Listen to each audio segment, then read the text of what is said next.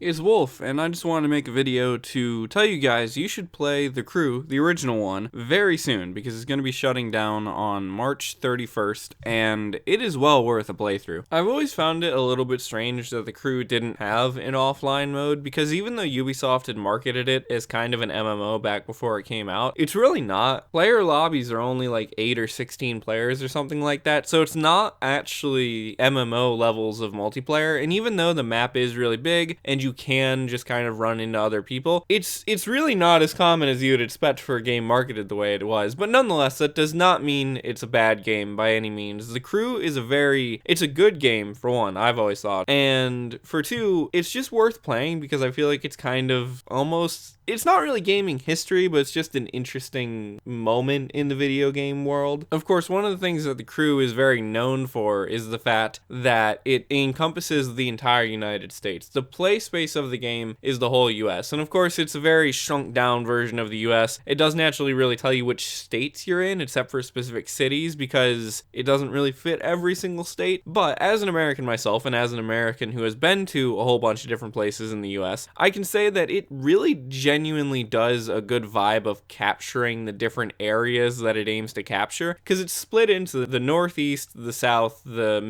Midwest, if I'm remembering right, the mountain states, and the West Coast. And honestly, that is kind of how the US is split, like culturally and climate-wise. And when you're in each area of the US, it feels kind of like it does in real life. Like the trees and stuff look like they really would. It just does a very good job of capturing something like that. And even though it's shrunk down, it's still kind of interesting. And it's also cool too because they included enough major cities in this game that if you're from the US, you can probably find a major city that you live near or that you've been to before. And it's probably only like a small version of it, but it's still cool to be able to drive through a digital version of it. This game is also about 9 years old at this point, which gives it a pretty interesting car selection because every racing game seems to have the same couple of cars that's in there. There's always a handful of cars that's consistently in every racing game. They're like classics, you know. There's always like an old Mustang or an old Charger. There's always some Japanese drift cars. There's usually like a McLaren F1 or something like that. There's cars that always are just kind of standard in racing games, but a lot of racing games also have their own unique selection of cars that are present to their own day when they came out. And I mean, this wasn't the only racing game that came out in 2013, but it does have some interesting choices for vehicles, especially because it includes some trucks and stuff like that. And the way the game works with the different specs, it's the only game that I can think of where you can drive like a Ram racing truck. The specs system in this game too is a pretty unique aspect of it because it allows you to use cars in ways that you maybe have not expected before, because some of the cars in this game have specs you wouldn't expect. For example, the Dodge Challenger in this game has a spec for every single spec available, and I don't know, it's just like I wouldn't have expected an off-road Dodge Challenger or whatever.